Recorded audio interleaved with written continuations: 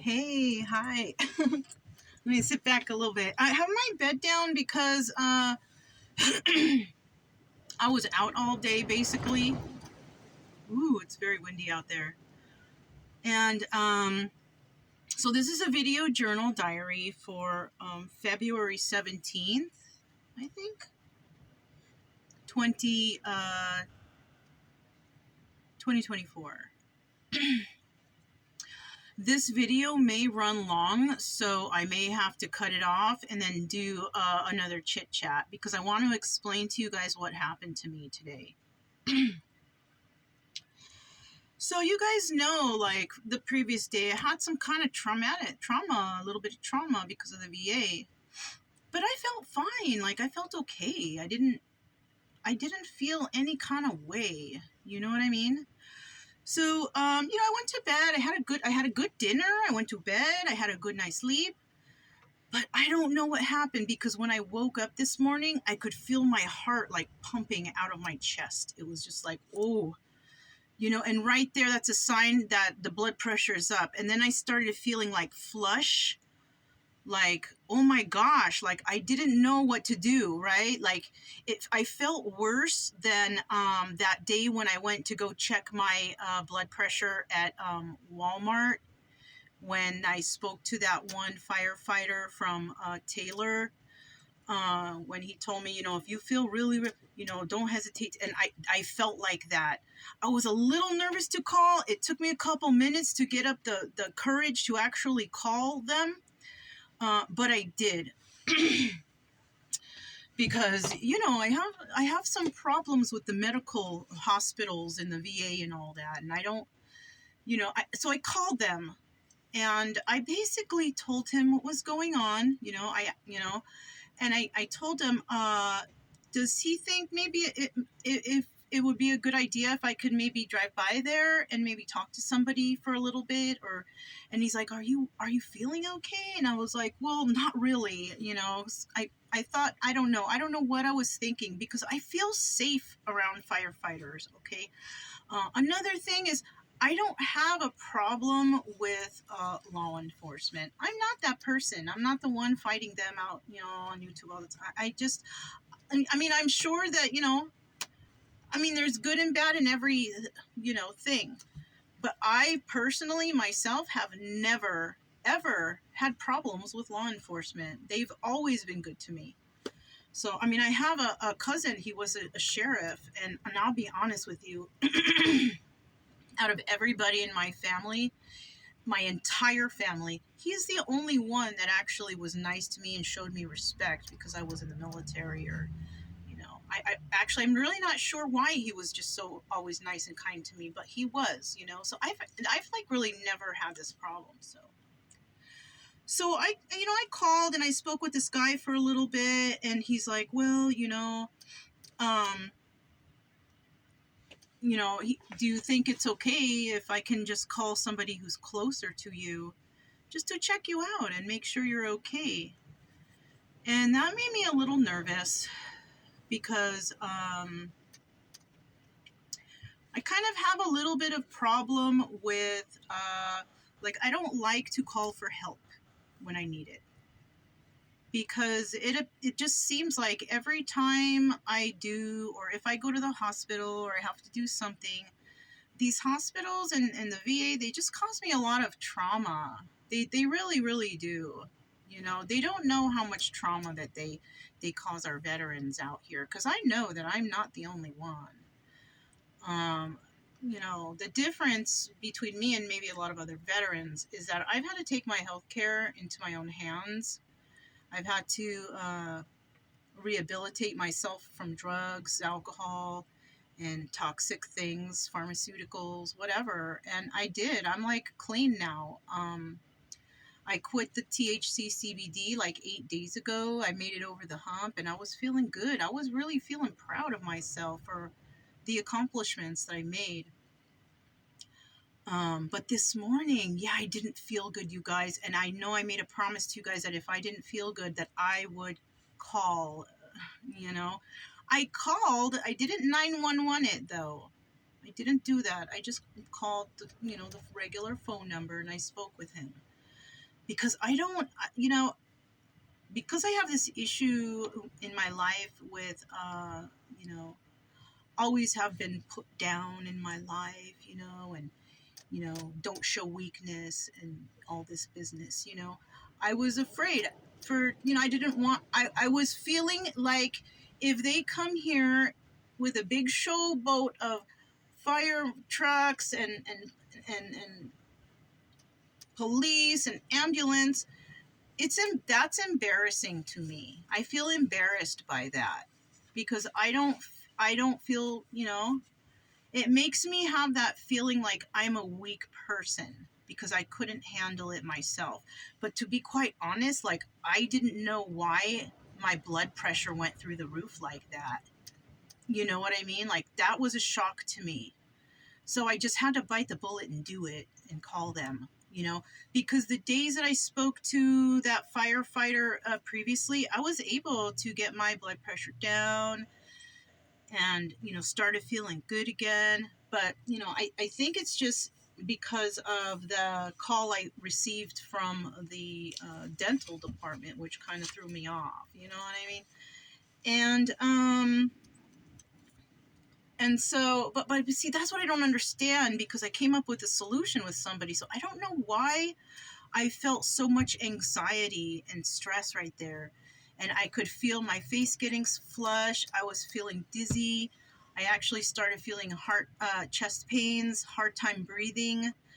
And so he was concerned about me. Okay. He was concerned. This is somebody I called in Taylor Fire Department. Okay, I don't remember his name, but he was good. Okay, he's a good guy. I met four real good guys from the Taylor Fire Department. Okay, I don't remember who they are, but they're absolutely fantastic people. Okay. The reason I choose firefighters is because I was a firefighter in the military. So I feel like, I don't even know if it's true, but I feel like a tiny, tiny, tiny bit of a bond there. So whatever that means, okay? So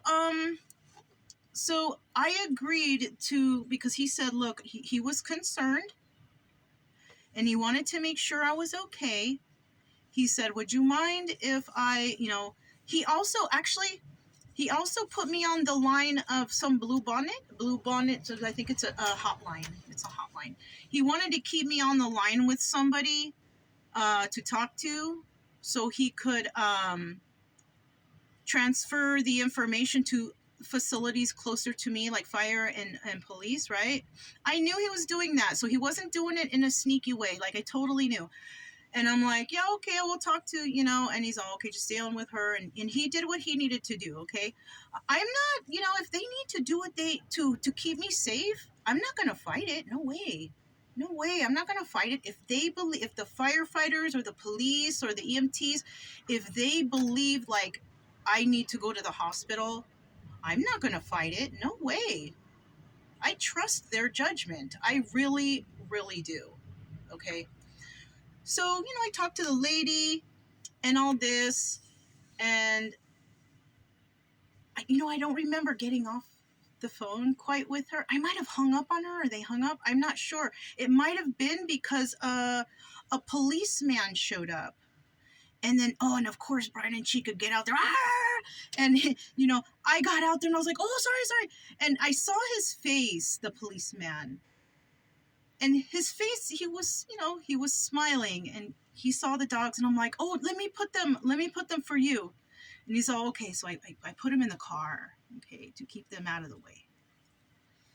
I'm getting a little emotional. I'm sorry, okay. That guy was so nice. Whoever they sent, whoever that policeman was,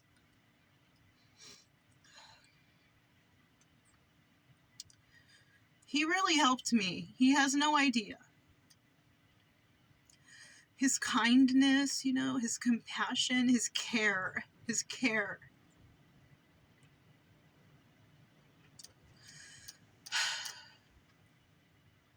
This is how I get if I'm upset. I don't get out of control or angry anymore. I used to in the past, but I don't do that anymore. I have control of my emotions. This is as emotional as I will get, maybe some tears, So, I told him, I was really afraid to go to the hospital. I told him, I told him everything that he needed to know, and he understood, you know, and, it was him that made me feel comfortable to go to the ambulance. Without him, I would have been like, oh my God, But because of this, I don't remember his name. He was a police officer around the Granger Lake area, somewhere here. That guy is an angel, okay? That guy was an angel in the moment that I needed it. Him and the person on the phone in Taylor, Texas, okay? Those two were the first angels that approached me, okay?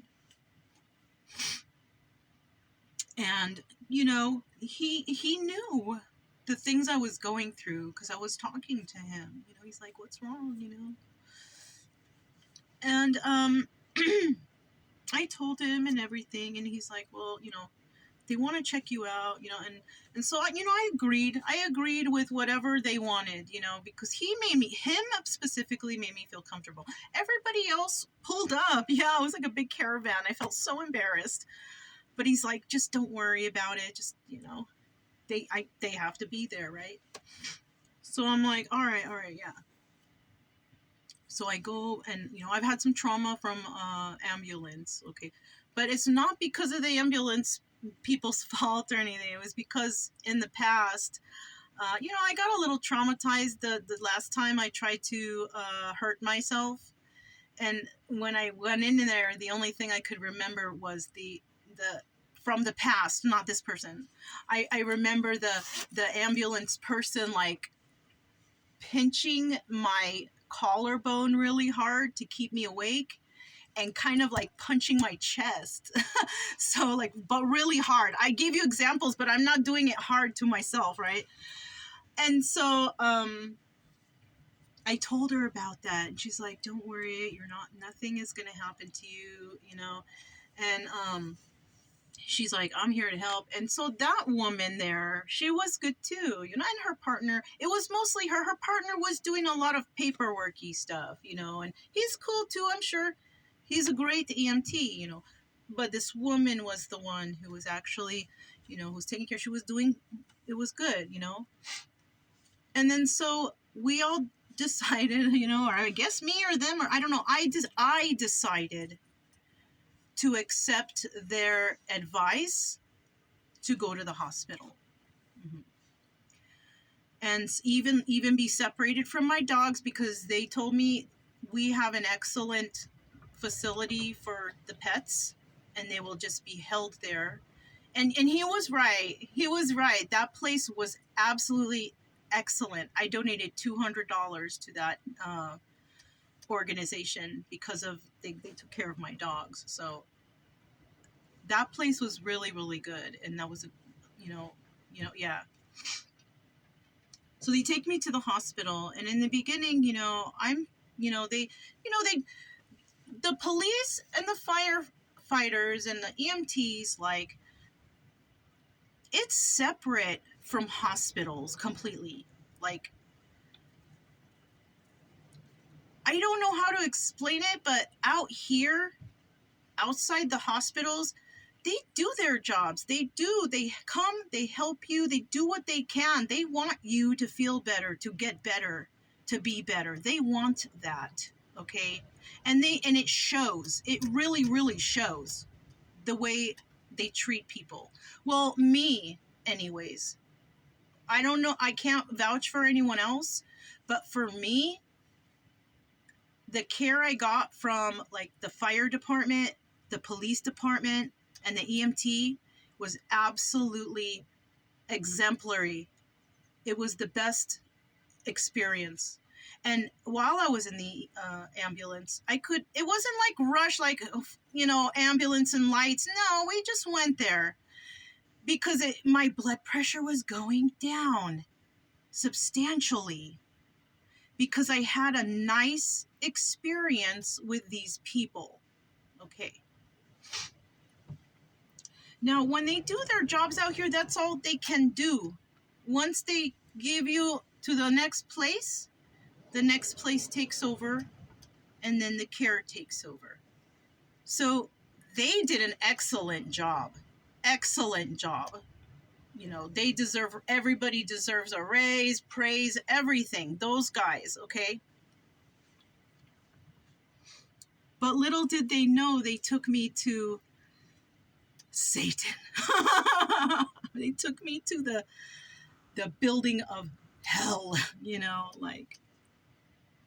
But they don't know that. They don't know what happens once they leave the patient.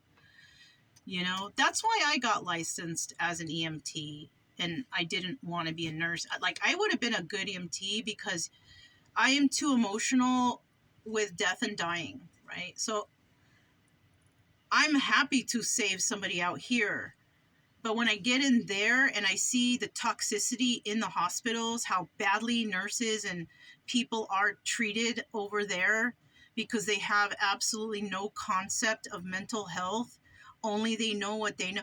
You know, I mean, nurses need to be trained in that, because this is what happened once they dropped me off. And after I told them, thank you very much for helping me and everything,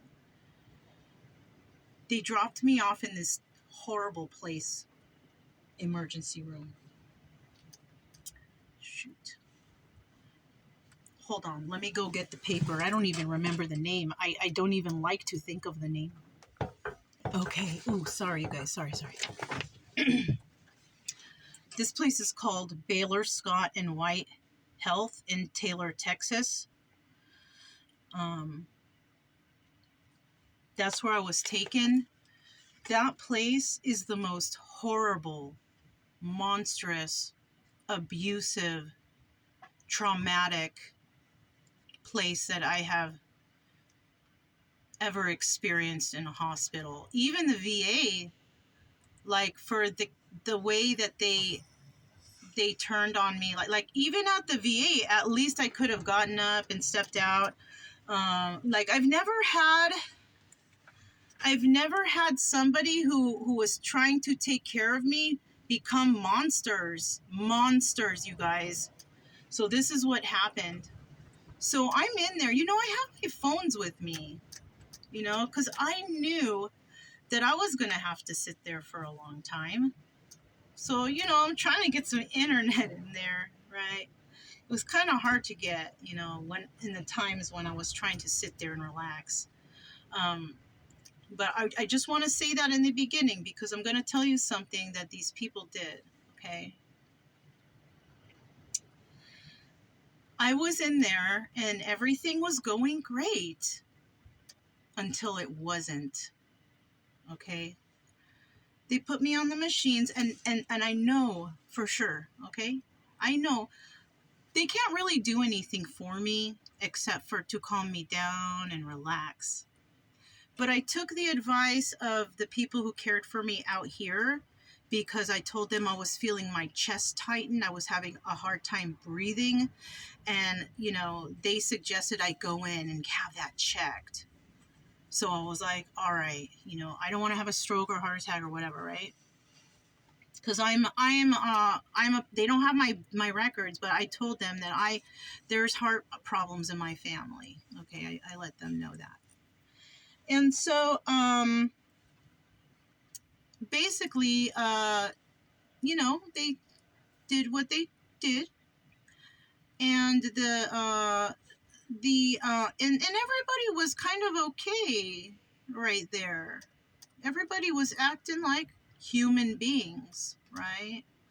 The emergency room doctor came in. She was very nice and very informative. She said, looks like it's going down and everything's getting better. And I'm all cool, you know, I was like happy with her. And I said, doctor, is there anything that you can suggest for me? Because I don't take pharmaceuticals or drugs or narcotics or anything like that. Is there anything you can suggest? And she had some good suggestions. A lot of the things she suggested I already do, though, but I thought that was very nice and kind of her, because she did have a lot of suggestions. And then, I said, okay. And she went away. And then this other little girl who comes in, this little person with the high pitched voice, she was all right until she wasn't either. The nurse was all right until she wasn't either. Okay. And I'm going to tell you why everybody's attitude changed in a split second. I have to cut this off now. I'm going to go to Chit Chat. So if you guys are interested in seeing more about this story, you can go there. But this is where I end it because of the minutes. And I'm Mona. This is Sacred Geometry Universe Video Journal Diary for, I think it's February, actually it's here, February 17th, 2024. It's not even on here. Anyways, so I'll talk to you guys next time if this is where I leave you. But I'm going to go ahead and continue in a chit chat if you guys are interested. Okay? All right. Thanks a lot.